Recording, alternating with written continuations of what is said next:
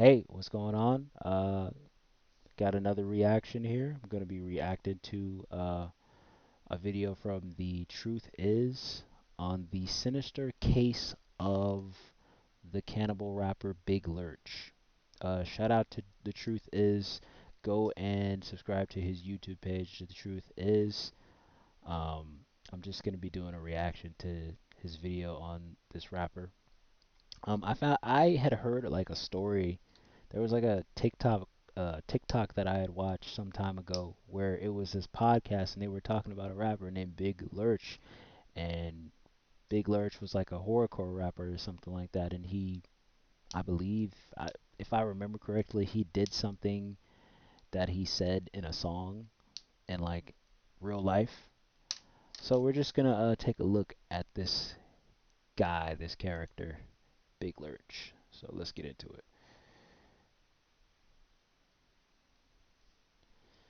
Hey guys, I hope all is well. Thank you for joining me for this Truth Talk video. In today's episode, we'll be talking about the rapper Big Lurch and the actions of his record label. Let's get right into it. There's many examples of rappers rapping about the most heinous things in the world. Rappers like Eminem, who literally wrote songs about offing his own mother and his girlfriend alongside of many other Very insane true. topics. Most people that hear songs like these usually just see it as art, defending the right for these artists to make this kind of music. Let me just tell you right now, I was exposed to a lot of this music at an early age, like maybe around I'll probably say I want to say like maybe 16, 17 years old maybe. And basically there's a guy who I'm friends with. He's a juggalo and he listens to ICP and uh, Tech Nine. I mean, I was already listening to Eminem. You know, I got exposed to Eminem at an earlier age. I was like probably like I want to say like 8, 9 years old, listening to like Eminem's music would come on the radio, television, and then I finally got to hear his like actual lyrics, like actual CD. Somewhat like when I went to like one of my cousin's houses, they had like his actual CD, and I got to like listen to it, and like it's like, whoa, what is that? What is he saying? Like hearing like hearing like Kim at like 8 years old, 9 years old is like, whoa, what the hell is he saying, and why is he saying that? You know, I didn't know what to think. I don't know. I just listened to it.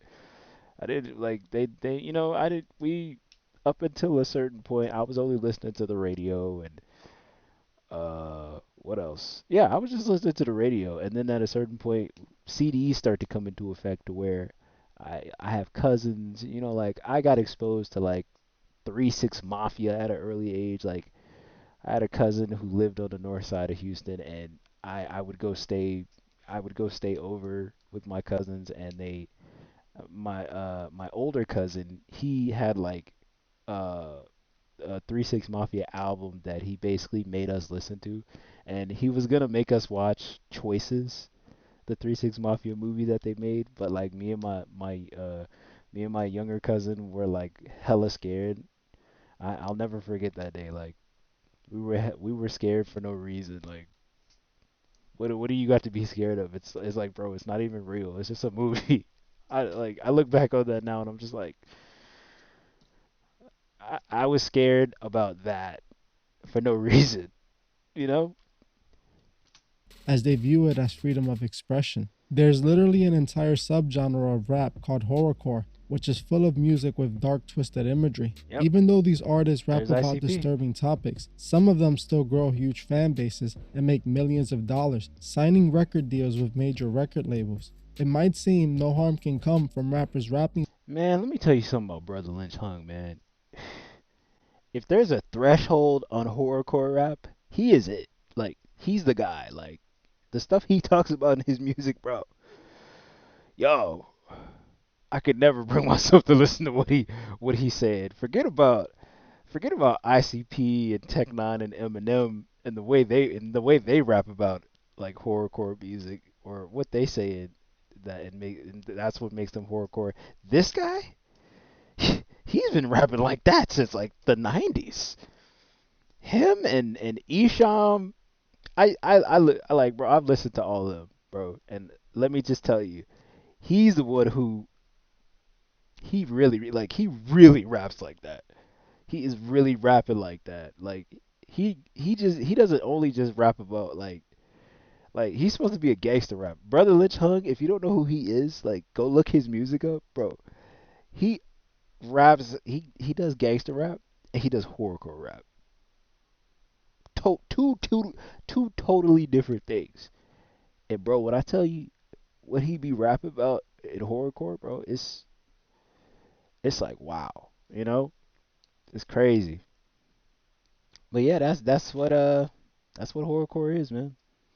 about things they're not actually doing. But what if the rapper is actually rapping about things they want to do or are planning to do in the future? Would it then make a difference? In my opinion, these rappers that rap about horrific things most likely have horrific thoughts. These are the things they're already obsessed with I and don't wish they can know. do, but are most likely not doing them because they're afraid of getting caught and going to prison. For all we know, some of these rappers that rap this way can really be doing the evil that they're rapping about and Honestly, just not getting caught for it.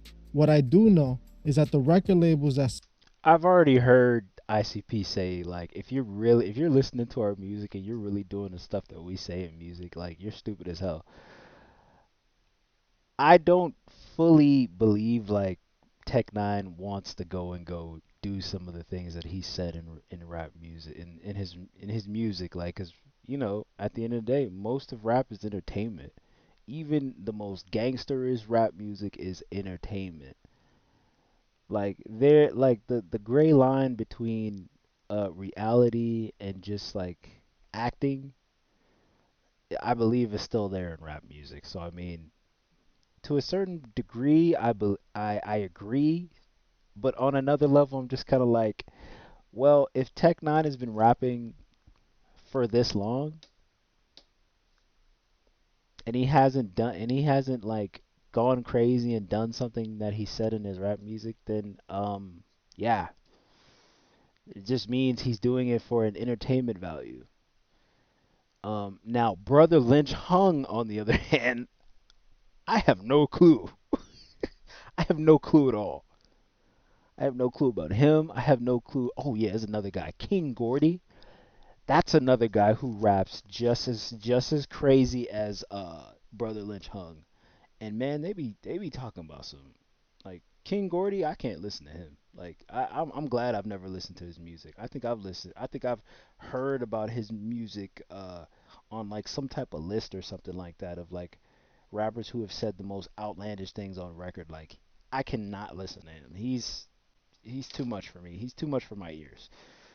But yeah, sign these artists know these guys are twisted people who are operating in a dark space, but still decide to sign them. We have seen countless times that the record labels actually feed into the satanic, disturbing imagery and market these artists as psychopaths who are pure evil. The record labels wouldn't care if these artists were out there doing all the evil they rapped about. They most likely would just find a way to capitalize from the situation, that's making true. themselves more money and He's right. spreading more evil. That's true. This is exactly what happened with the once up and coming rapper Big Lurch. Some of you might know the story of the rapper Big Lurch, but most of you might not, as he didn't get to have a big career due to what we're going to be talking about shortly. In 2002, Big Lurch was an upcoming rapper who was signed to a record label called MCA Black Market Records, a record label that is under Universal Music Group. That same year, on April 10th, Big Lurch would be discovered by the police roaming the streets with no clothes on and covered in blood. Hey, He was standing in the street, staring into the sky when officers arrested him. Big Lurch had just done an horrific crime, very similar to what he was known to rap about. See, Big Lurch had made a name for himself in the underground scene, rapping what could be considered gangster rap and horrorcore. He would rap about taking people's lives and all other dark, twisted things he can think of. A song that shows just where Big Lurch's mind was at the time is a song, I Did It To You, where he raps about being a serial killer and even mentions how he's like a vampire and that he can't pass up fresh meat. Well, it seems that in this song, he wasn't lying, and he was actually really into fresh meat. Damn See, it. Big Lurch was arrested for one of the most disturbing things I've ever read about. I am going to try my best to say what he did without going against YouTube guidelines, but if you want the full details, simply Google his name and you should easily find it. According Okay. to the authorities, Big Lurch was arrested for taking the life of his roommate's girlfriend and eating parts of her. He was Hey, believed to be under the influence when he yo. did so, as when he was discovered and arrested, he was slipped into what he called a drug-induced coma for 2 weeks, later claiming he had no memory of what took place on that horrific night. This Yo. crime is especially Yo, what? He did what? Yo. Yo, that's crazy.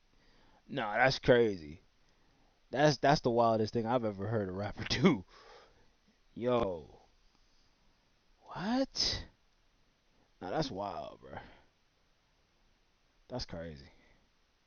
disturbing when we look at what Big Lurch was rapping about. In his song I Did It To You, he rapped, Jason Voorhees, Michael Myers, and Freddy Krueger, Jeffrey Dahmer, Charles Manson, and all your friends, I'm finna school ya. Cause murder's a hobby. I'm using a torture chamber and not a Ruger. So if you wake up in a puddle of blood, I did it to you. Damn He it. also raps, when I was born, the doctor twisted up the facts. He said that I was a devil's son, so now I'm having flashbacks. The preacher almost drowned me at the baptism, so on the 6-year anniversary of my birth, I had to get him. The song is full Wow. of dark imagery, and when you take under consideration what Boy. Big Lurch was arrested for, the lyrics start to show that Big Lurch had been obsessed with this type of evil long before he committed these acts. Things become even more disturbing when we hear Big Lurch's side of the story, as he claims the record label played the role in the crime that he did that horrific night. Big Lurch did an interview with DJ Vlad, and he spoke about what he believed happened that night. Really? The way you're describing it, you were hanging with these dudes, you got high, and then you just woke up. You said like 2 weeks later, and just didn't remember nothing about what happened. Well, when I came to out of being stuck, I had been in LA County for 2 weeks. I had been arraigned and everything. And guess who my lawyer was? Milton Grimes, the one that owned the label. So you took some PCP. You were at the house, and then 2 weeks later, you get fully sobered up. Man was You're on locked up, PCP. and a girl is dead. From your point of view, what happened between those two situations? Simply, it's like, California's a place of manipulation. People from out of town, they don't know what they're getting themselves into when they come out here. Because this is the pros, this is the enlightened world. I was blind to a lot of things. I'm caught up to speed now. I'm in prison. I woke up in L.A. County Jail. Milton Grimes, my lawyer, he the owner of the record label. A person is so enlightened that they're against the and the law. He's a lawyer, so he can do deals with all the judges. Man, this man's lawyer was his record label executive. That's crazy. Yeah, some don't smell right with that. Some does not smell right with that at all. The owner of the record label is your lawyer in your case.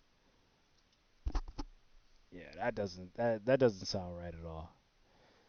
And everything. So my paperwork and all that says what the person that twisted me up wanted it to say. Because he owned the label and he was my lawyer. And he got me firmed up, so I was slowed in a month. So when I'm in court, I don't know what's going on. Now, everything only says what Milton Grimes wanted it to say. The dude that want to take my music and get a young kid. Well, according to the reports, and I'm looking through this now, that there was DNA that was found on the scene that didn't match you or the victim. Okay, now we had Pitbull. It was my dope spot.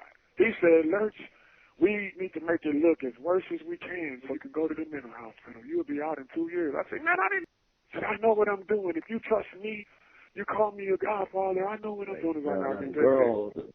The girl that was at the spot that was found dead, I mean, she was essentially eaten. It's like she had Bro. her chest and lungs Yo. and everything that she was. Oh my She was really goodness. Well, Oka wasn't eaten. God forgive, God bless her soul. By the time it was teeth marks and gnaw marks on her. Now the baby blue nose pit bull in that house. So where there's blood, little dogs chew or bite, and God bless her soul. But it wasn't like the way people talk about it. I've been on flesh for 14 years on this case. They act like somebody got a nice slicing piece of the, like a Jerry Dahmer type of situation where somebody was just eating people. It wasn't like that. As you heard Wow. for yourself, he believes he was set up. He thinks his label owner purposely made him look guilty in order to cover something else up. He also states that his lawyer was his record label owner. In my opinion, That's with the crazy. evidence that is out on Big Lurch, it clearly appears he was responsible for what happened that night. Whether other people had involvement, I don't know, but it is a possibility. The fact that Big Lurch was rapping about these type of activities before he went on and did them, to me just proves this is something he fantasized about beforehand. He was using his music to express what he really Yeah, I mean, it could. Yeah, this is a hard one to judge. To be fair, I mean, he could. He's right. He could have been like. He could have been like writing rhymes like this, and then just thinking about this and just daydreaming about doing stuff like this. Or the second story could as well be true. I mean, but we'll never really know because nobody know. I mean, whoever that record label owner is, he's probably long gone, and the case will never be reopened. Maybe that could be another thing. I mean, both of those are a possibility, but I mean, one thing's for sure, he's definitely in jail. He's definitely in jail. Somebody's definitely deceased from this. Um, those are two definite things. So, um, yeah, that's it's where it's at, you know. wanted to do. After he took those substances that day, he snapped and lived out what he fantasized. We would never truly know what happened 100% that night, but it does seem it was satanic. Big Lurch seemed like he had a shot of having a successful music career. He had already worked with a few popular artists, and he already had a record deal. In my opinion, that night could have been his initiation, and things just seemed to have went south. We can hear in the Vlad interview, he kept saying that his label owner was enlightened. We already know that this is a reference to being a Mason, and I wouldn't be surprised if Big Lurch is a Mason Okay, himself. okay. What I do know is that his record label took full advantage of this arrest and the attention he was getting for it. In 2004, just months after Big Lurch was sentenced, the record label released his debut album, calling the album It's All Bad. The album was originally supposed to be called The Puppet Master, but the record label wanted to capitalize off the current situation he was going through. The label strategically created the album cover to reference the situation that happened on April 10th, as it shows Big Lurch holding a silver platter with a skull on. To symbolize that, like, he's this type of person, and pretty much put strength into it being that, like, yeah, he actually did that. He actually, like, did what he did that night to that person. Mm, very strategic. On it. The songs on the album don't help the situation either, as in many of the songs, he paints himself as a psychopath who takes lives for fun. His record label knew exactly what they were doing, Yeah, pushing the agenda and collecting definitely. revenue. They knew that with Big Lurch's story, they can sell much more albums, so they leaned into the evil as they always do.